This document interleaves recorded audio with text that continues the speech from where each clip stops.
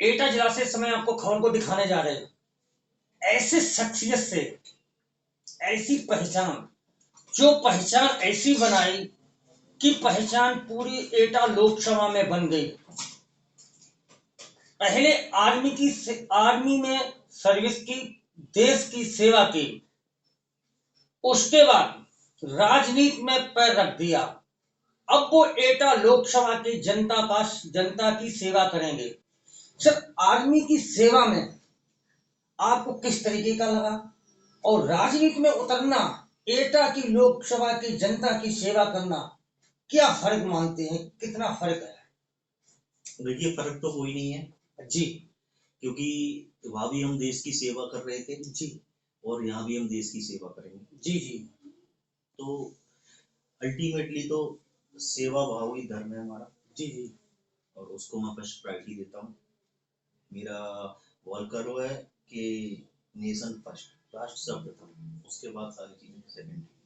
अगर हम भाई बात करना चाहते हैं समाजवादी पार्टी में, अगर देखा जाए जिस तरीके से अखिलेश यादव ने कहा है, हमारी पार्टी में डॉक्टर भी हैं, विधायक और भी इंजीनियर भी हैं। लोकसभा के चुनाव में भी आप भी आर्मी में सर्विस करते थे, डॉक्टर भी हैं, फिर भी समाजवादी पार्टी को बीजेपी कह रही है कि नहीं, समाजवादी पार्टी गुंडों की पार्टी है। तो उसको आप किस तरीके से मानते हैं सर? देखिए, सबकी अपनी अपनी थॉट प्रोसेस है, सबको अपनी अपनी एक सोच है। जी, ठीक है, उस सोच को धीरे धीरे बदला जा सकता है। जी, और हमारे माननीय राष्ट्रीय अध्यक्ष श्री अखिलेश यादव जी ने जी, जो पहल स्टार्ट की है पीडीए वाली, जी, जी, जी, ठीक है, उससे हमारे जो पिछड़े समाज हैं उनका सर्वांगीण विकास होगा।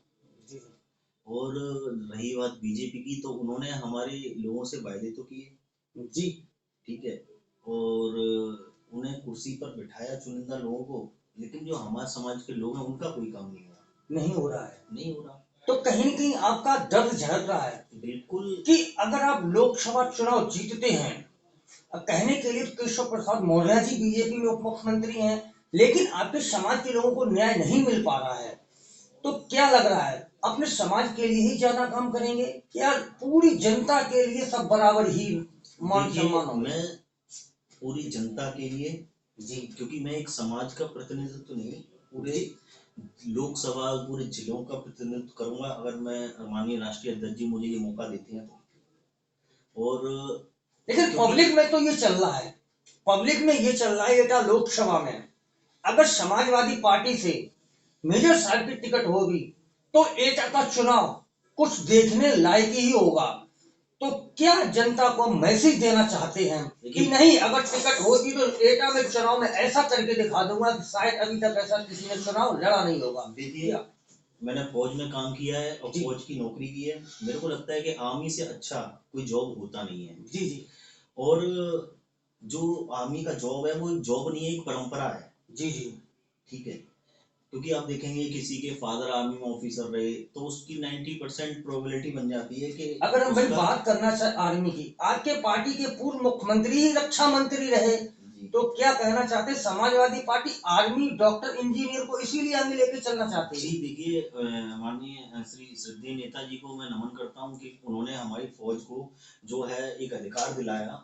जी, जी, कि जब हमारे जवानों का पार्थिव शरीर का दाह संस्कार सीमा पर ही कर दिया जाता था, उन्होंने एक नया रूल लेके आए कि उनके पार्थिव शरीर का दाह संस्कार जो है तिरंगे में लपेटकर राष्ट्रीय सम्मान के साथ किया जाए और परिवार जनों के साथ किया जाएगा। तो मैं समझता हूँ कि आज तक ये एक अकल्पनीय जी, जी, डिसीजन था।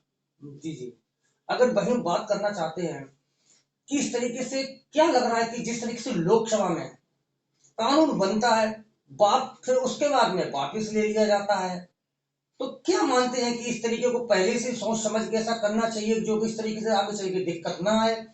अगर आप भी लोकसभा में चुन के जाते हैं तो इन चीजों पर किस तरीके से आप देखिए, ये सब माइंड गेम है। ठीक है, बिल बनाया, ठीक है, फिर बिल को कैंसिल किया। उनको भी प्रोज और कॉन्स पता होंगे क्योंकि इतनी बड़ी हॉट सीट पर बैठे हुए हैं, तो कई सारे आईएएस, ठीक है, और सीनियर ऑफिसर्स उनके लिए डायरेक्शंस पे काम करते हैं उनकी मैं समझता हूँ जो भी ये बिल पास किया गया, ठीक है, बहुत सोच समझ के किया गया होगा और उसको रिट्रीव किया गया, ठीक है। हाँ। तो ये एक प्लानिंग है। जैसे कोरोना में थाली बजवाने से कौन से बैक्टीरिया मर जाते हैं मुझे बताइए, ऐसी कौन सी वेव क्रिएट होती है। वो ये पता करना चाह रहे थे कि हमारे वोटर कितने हैं, हमारे सपोर्टर कितने हैं। थाली बजवाने से ये पता चलता है कि हमारे कि कौन कितना है कौन कितना नहीं है। एग्जैक्टली। तो क्या ठीक है, तो अब ये बिल का भी है तो उसमें ये पता करना चाह रहे थे कि हमारे सपोर्ट में कौन है, लेकिन जनता ने बता दिया कि अब सपोर्ट में नहीं है, सपोर्ट में नहीं, क्योंकि 153 जो अपने एमपीज हैं हैज बीन सस्पेंडेड। वो कभी ऐसा हुआ नहीं इतिहास में कि इतनी बड़ी मात्रा में जो है, क्योंकि वो भी किसी ना किसी लोकसभा से चुन के गए होंगे, प्रतिनिधित्व कर रहे होंगे किसी ना किसी जिले का, तो उनके साथ इस तरह का करना एक अच्छा निर्णय नहीं समझता। अगर वही बात करना चाहते, समाजवादी पार्टी के राष्ट्रीय अध्यक्ष अखिलेश यादव भी बार बार कह चुके हैं कि पूरे विश्व में कहीं भी ईवीएम से चुनाव नहीं हो रहा है, तो भारत में भी ईवीएम का चुनाव क्यों बंद ना होना चाहिए, बार बार मांग कर रही। तो ऐसा बीजेपी को क्या लग रहा है कि ईवीएम से चुनाव बंद नहीं कराना चाहती है? अब मेरी पर्सनल ओपिनियन बता सकता हूँ मैं। जी। मेरी उनसे कोई इस विषय पर चर्चा तो हुई नहीं है बीजेपी वालों से। जी। ठीक है, क्योंकि एक मशीन है और मशीन को हैक किया जा सकता है, बिल्कुल किया जा सकता है, क्योंकि मशीन बनाई तो इंसान ने, इंसान नहीं है। और हम तो जो है बीइंग एन ऑफिसर कागजों पर भरोसा करते हैं। जी।